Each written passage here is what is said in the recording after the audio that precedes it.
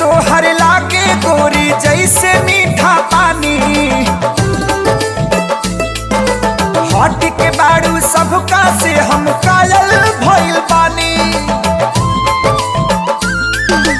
बोलिया तोहर लागे गोरी जैसे मीठा पानी, हट के बाड़ू सबका से हम कायल भइल बानी। हमर मन जोगे मिलल बाड़ू हो हमर रानी, हमर मन जोग मिलल बाड़ा हो राजा जानी, हमर मन जोग मिलल बाड़ा हो राजा जानी।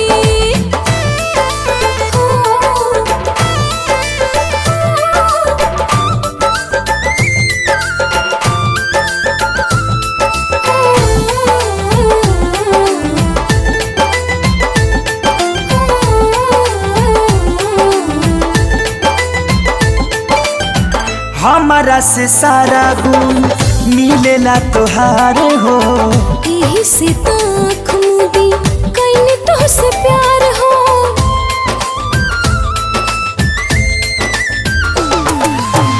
बात उहे बोलेलू सोची जवन हम हो, दिल के कनेक्शन में होला बड़ा दम हो।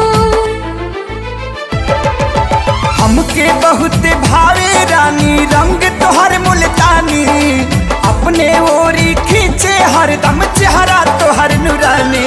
हमर मान, हमर मान, हमर मान जोग मिलल बाड़ा हो राजा जानी, हमरा मोहन जोगे मिलल बाड़ू हो हमर रानी, हमरा मोहन जोगे मिलल बाड़ू हो हमर रानी।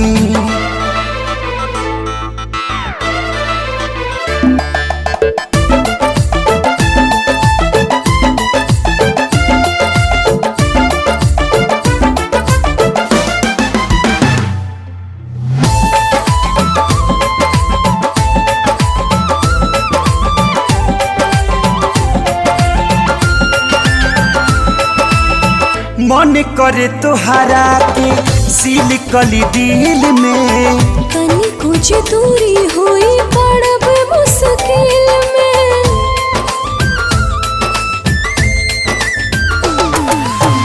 तोहरा ला हाजिर क दे जाने या परान हो, तोहरा से बढ़ के न बाटे कुछ जान हो।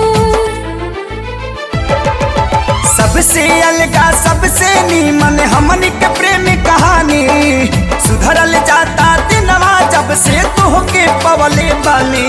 हमर